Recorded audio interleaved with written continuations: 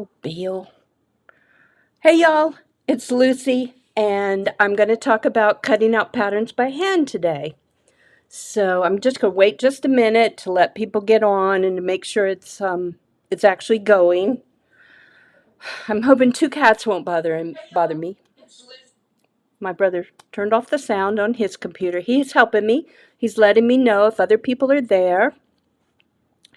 And one reason I wanted to do this is there are some tricks I've learned over the years that really make it easier cutting out patterns by hand, and it's not something that people commonly know. And, Bill.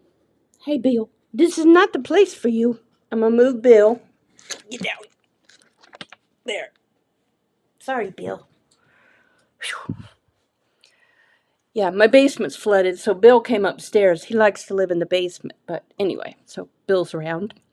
But that has nothing to do with cutting out patterns for castles. So this is the second event of the Make a Castle Challenge, and I almost have my castle done. That's where I am so far. So I made one nice round turret, and I think I've got a way to make it easy for you. So I hope to have the pattern done for you by next week. Next week I'm going to show you how to cut them out with a Cricut, with a cutting machine. We're going to use Design Space because that's the one I use. Okay, well, I'm going to go ahead and get started showing you some tricks. First, I'm going to show you how to use like cutting dies. The Sizzix, I used to use a Sizzix die by Tim Holtz. He had these great little house patterns, and I think that makes things simpler. And even if you don't want to make those particular houses, you can use the windows, because cutting out windows is the hard part. I'm going to show you on, this was an old house I made, and this one I cut out by hand, but I just hate cutting out windows. So I used some Tim Holtz windows to make the house. And so everything else I cut by hand. This is one of my twisted trees, but I just wanted you to know you have that option. And so I'm going to move my computer and show you some of these windows from Sizzix, Tim Holtz, and there's some other brands that have dies with windows and stuff. So I'm going to switch my camera, move the computer out of the way. Okay, this is one of them. This was one of the original. It was like, I think they called this Village Brownstone, but it made a really nice little church. It is now obsolete. You cannot find these dies. These dies were steel rule dies, which are this thick, and you use a Sizzix cutting machine, a die cutter, to cut out the pattern. Let me get it ready for you. It's big and awkward. So what you do is you put your paper here on the die. Let me see. On the die, you need to protect the paper with these plastic, I don't know what they're called, and then roll it through. I would have to go. Let me see. I don't know. I don't think it fits. I know. I don't need two of them. I haven't done it in a while. Actually, you do need two. Anyway, it rolls through and it cuts out the pattern. But they're obsolete. You can't find them. I mean, you can find them online at eBay and stuff, but I think they're pretty expensive. So he came up with some smaller dies. These are Thinlit dies. This is a small set. I think he calls this like Tiny Village. But these were based on the original dies, and what I think is most useful are all the windows. And let me see, I pulled out one window. So if you like cutting your patterns by hand, but you don't really want to do little window panes, you can use these window dies. Let's see if this one works. Yes, this one's going to work, I think. Yes. So you just roll it through. I'm going to roll it back so I don't hit my camera stand. And where are they? Here they are.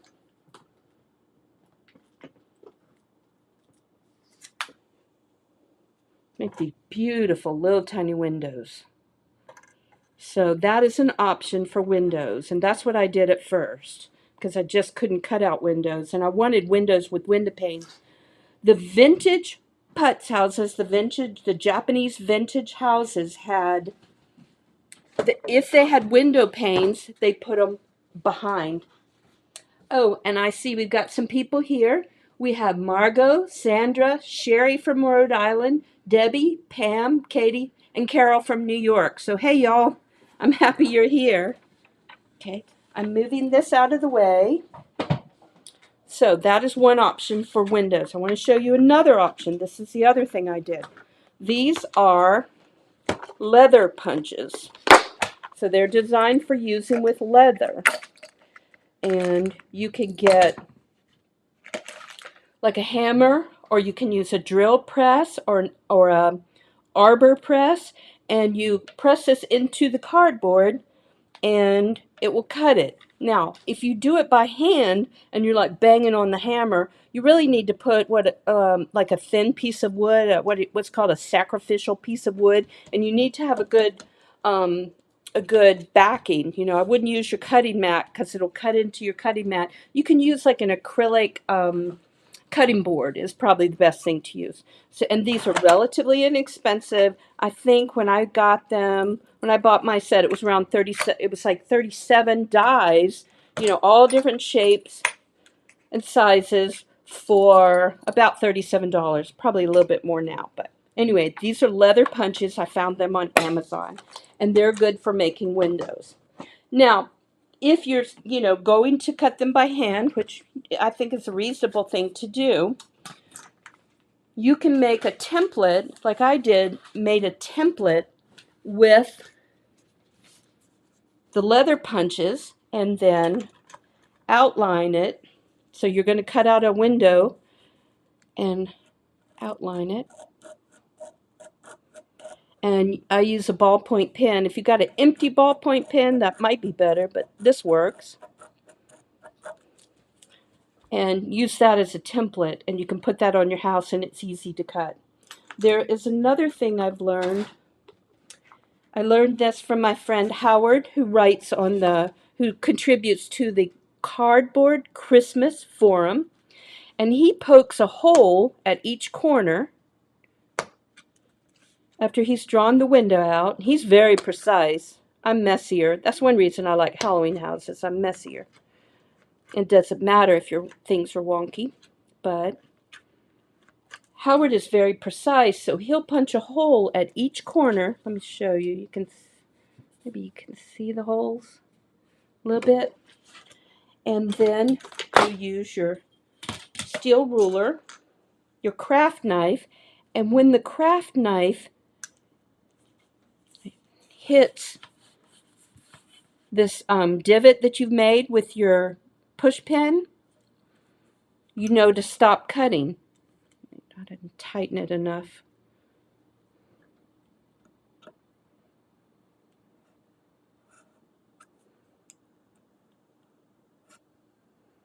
And it makes like a little, a stop, you know, almost a little clunk.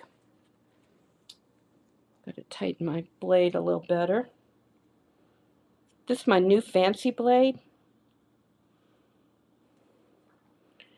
And I don't really know how to use this thing. Can't tighten it, and I don't want to cut myself on the camera. See, it goes doom, right there.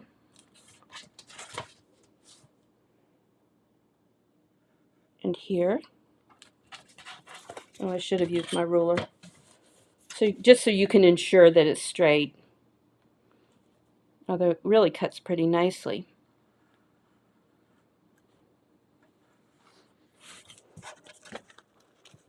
Okay, see? So we've cut out a nice window, and I didn't measure it relative to my window frame, but you can do that.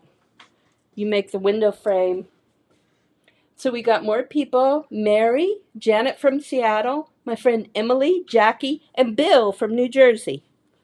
And not Bill the cat. So that is one way. And I did something with my good craft knife, and this one I can't tighten it enough. So excuse me a moment, I'm going to go get another one.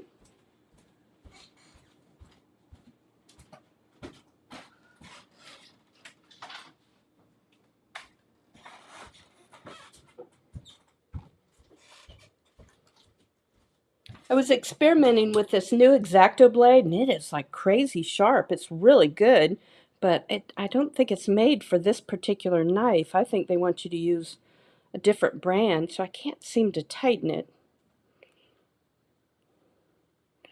Let's see if that one, nope, it keeps moving, but it really cuts beautifully, so it's a good blade. Alrighty, so those are just some hints on how to cut out windows. You can use dies, you can use the leather punches, and then that trick of using a push pin in the corner. Those are the three ways. And I've got a tutorial on my blog on how to use windows, how to cut out windows by hand. And I do think it helps to have a template. So this is like centered, so I know exactly where to put the windows.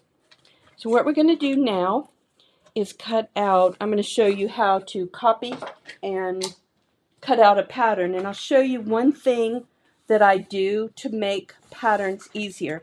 This is a photo of one of my original patterns, and I had to use my ruler and go like all these crazy angles, and I remember how painful it was. My hands hurt after I made this pattern, and this was the front extension that went right here, and I'd had all these jig jags, and it was very difficult and time consuming to cut out.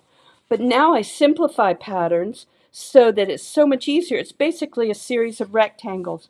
Yes, you do have to do score lines, but you don't have to cut all these little angles, and it really makes life easier. So I've got the first page of my castle pattern. This is the first page of the chateau, and there are a couple of ways to get the pattern onto your cardboard. Remember, I told you yesterday I've got a coated cardboard. Most cardboard, we'll go ahead and use this side because that's what most cardboard comes as. And just so my pattern won't slide while I'm tracing it, I'm going to just kind of tape it with my painter's tape up here. So there are two ways, or well, I'm sure there are a number of ways to transfer the pattern to your cardboard. Some people just use a knife. It's a knife that, I'm sorry, just use a ballpoint pen and just press enough so that it indents on I'm going to just do a random line. Let's see how well it shows up. Okay, so you can see the line there. For me, that would be a little bit hard to cut out. So I like to use carbon paper, which is like old-fashioned paper, before we had copiers and all that stuff. So I bought some carbon paper from Amazon. Put this here, line it up, and I'm going to tape it a little bit better. Oh, and make sure your carbon paper is facing the right way. Oops, there were 2 sheets of carbon paper. And you can use it over and over. It's not expensive, and one package will probably last you a long time. Okay, line it up so that it doesn't shift. And basically what you have to do is draw out the pattern on the onto your cardboard. That's basically what you are doing. So I'm going to use my steel knife, line it up,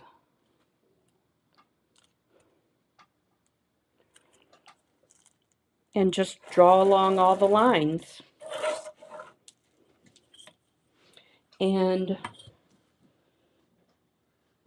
you can make a distinction if you want between score lines and solid lines.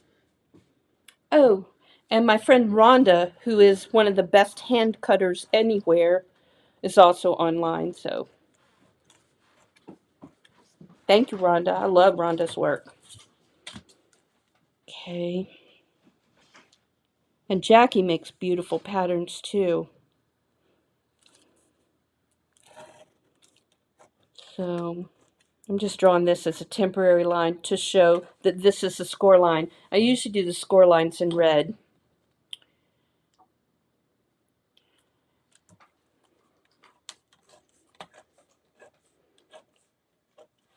So when I switched from hand cutting to using a machine, I was really kind of relieved not to have to redraw the pattern. So first I drew the pattern and then I drew the pattern again. But it's a good way, you know, it really is easy. It just takes a little time to cut it by hand. And my friend Rhonda, who cuts by hand, is probably much more precise than me. That's one reason. Another reason, the cutting machines, you know, help me a lot. You see, I didn't really go on the line exactly. My score line.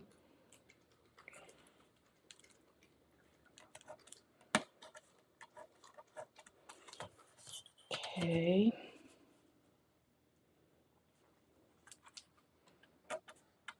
Oh, and on my patterns, I always put a 1-inch scale so I know that the pattern is printed at the scale I want. It's really important because you don't want your house pattern to be at 100% and then, you know, the roof pattern's at 96%.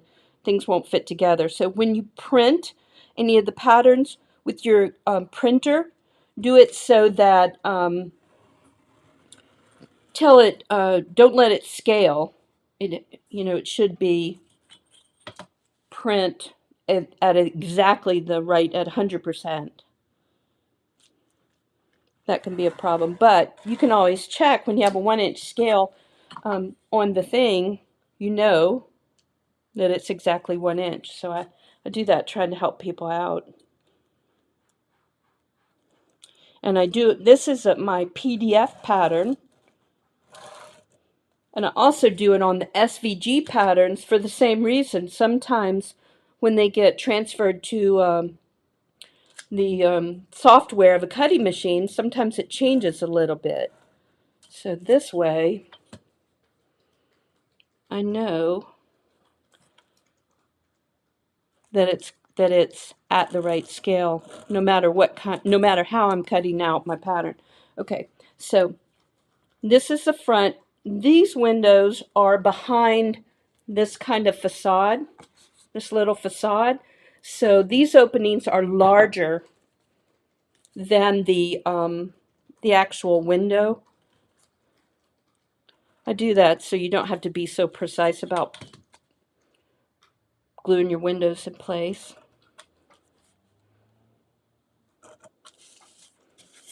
So I'm not going to trace all the windows. Okay. And the other thing is, for this pattern, I based it on the Escape to the Chateau house, and they basically had at least 3 or 4 different window sizes. If I was cutting by hand, I wouldn't do that many different sizes. I might do one different here, but then I'd make these 3 exactly the same. Just, again, to simplify it. And then whenever you're making your windows or your window frames, you don't have to make, lots of different window frames. The other thing you can do is, instead of doing 3 rows of windows, you can just do 2. Okay, let me see. I think I've got the main line, so what I do is I'll just pick it up. Let's look at my cardboard. There we go. So let's cut this out. And like I said, I had this really good craft knife, and I put it somewhere, which is very common for me to lose things. So I'm using, ouch, I got stuck by my push pin. So I'm using a different one. This one I found at Lowe's, where they said they didn't have craft knives, but this was the only thing they had. We'll see how it cuts. Oh, I know. I forgot to tell you, the first thing is to do the score lines. It's much easier to do score lines when you've got one larger piece. So when I'm doing this by hand, I actually use the back of the knife to make my score lines.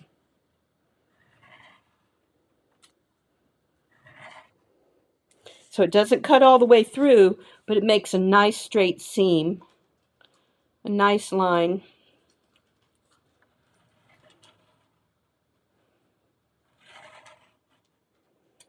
Okay. And for the chateau, it has kind of a complicated roof line. So it's called a hipped roof. This is the most stable roof. And so there are a lot of score lines for the roof. So let's get this going. And again, back of the knife. And it goes all the way across so I can get that angled hipped roof. Oops. See?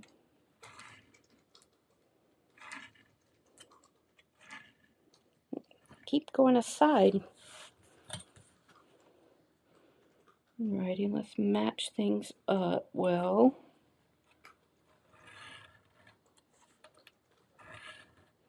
And then we'll cut, and then the other thing, just like you do the score lines, cut out the windows before you cut out the entire piece.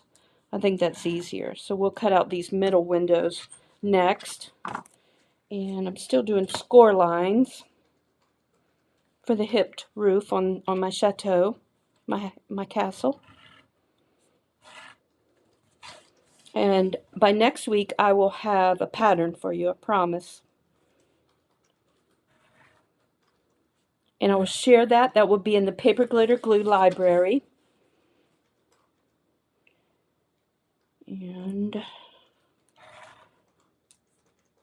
I don't know, I think it'll be like design 144 or 143. I'm not sure what I'm up to by now. There is a pattern in there already. Okay, now I think that's all my score lines. Yes. So now I'm going to do these small cut lines. This allows the back of the roof to bend backwards. Oh no, use the front part of the knife.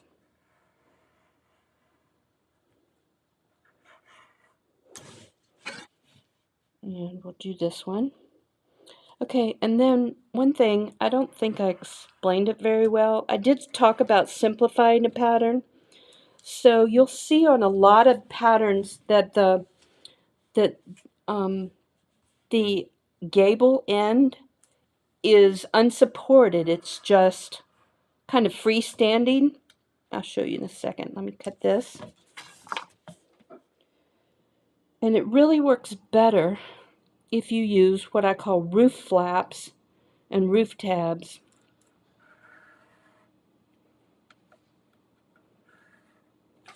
Okay, so we've got, let's see if this has gone all the way through. Yes. So let's cut these guys, and then we just cut around the edges.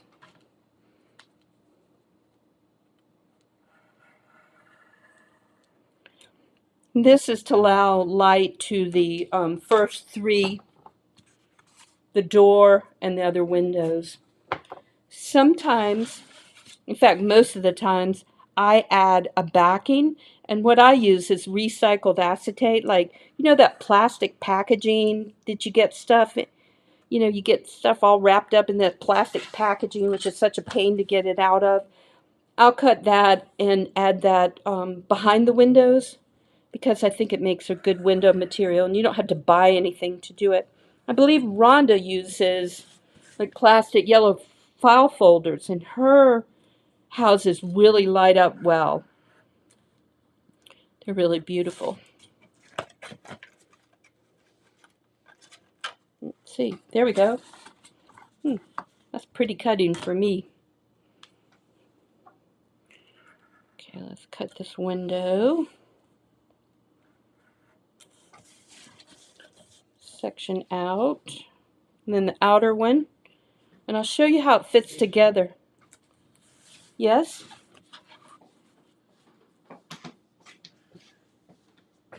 Okay. My brother was just helping me.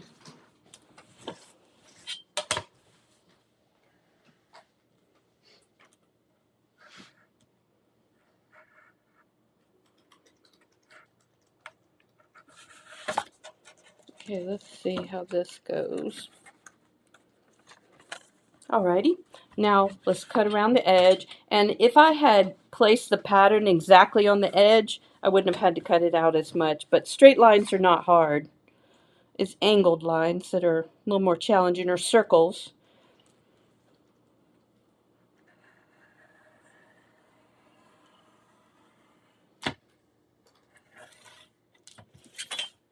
Okay.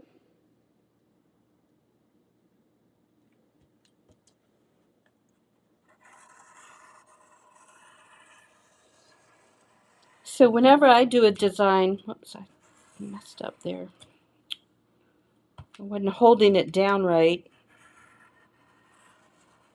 Whenever I do a design, I pretty much design it to fit on this size paper. If you use larger paper like poster board or some cereal boxes, you could make a much larger house. But I kind of constrain mine to like 8.5 by 11 piece of paper, a piece of cardboard. I like cardboard. You can use cardstock just as well, but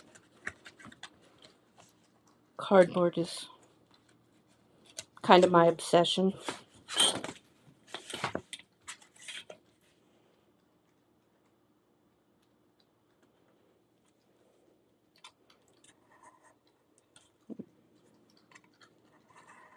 Oh, I know what I should do. I'm on the edge, so it helps to put your ruler inside so it doesn't fall off the edge. So that's what I was doing wrong. Putting it here. And same thing, let's do it here. So you put your ruler on the thicker part so it has more support, and then it's less likely to slip. Which it slipped anyway because I didn't move it. Okay.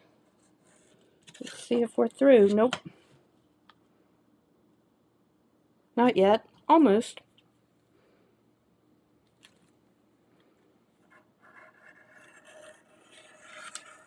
Shoot. Okay. Almost there.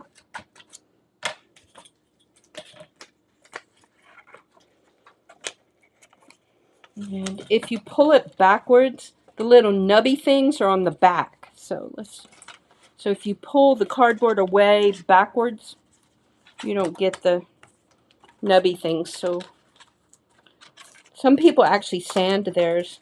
I didn't cut it all the way through there. So, alrighty. And now I think it should fold. I've got my score lines. See, it's a nice line there and here.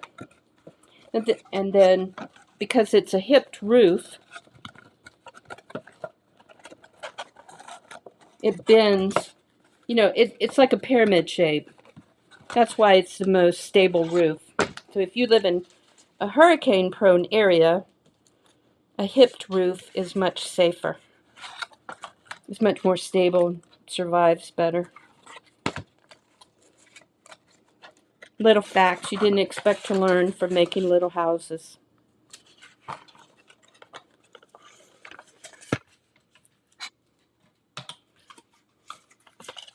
All right, so now what I was saying, in a lot of places they'll cut this out, and I think it's much simpler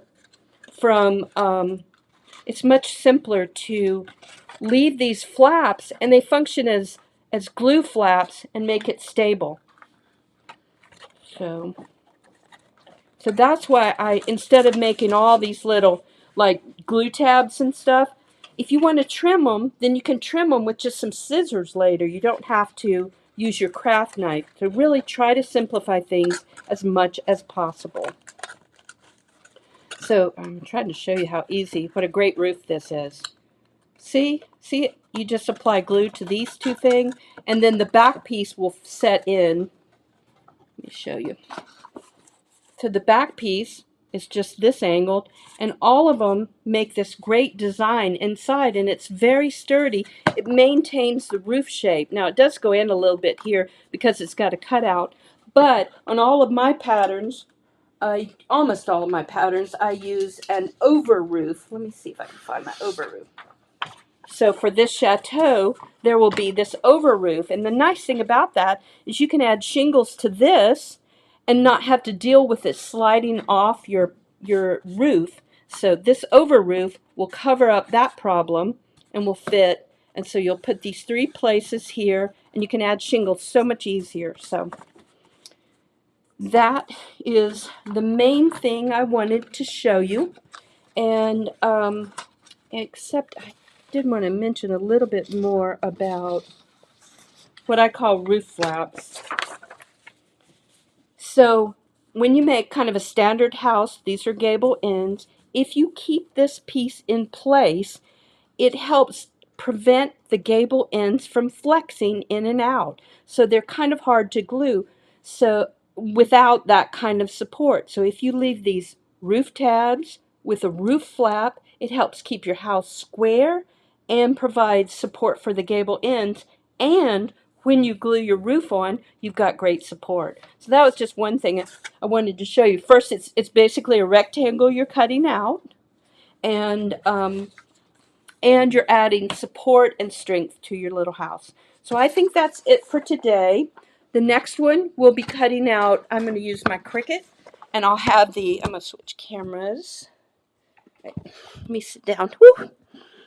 Okay, the next one will be about cutting out castle patterns on a Cricut, and I'll have the pattern done, and it will be in my library, and you can see how it comes out and how that works. So if you have any questions, the chat does not, any comments or anything. I think the last one, my brother told me Gretchen was here.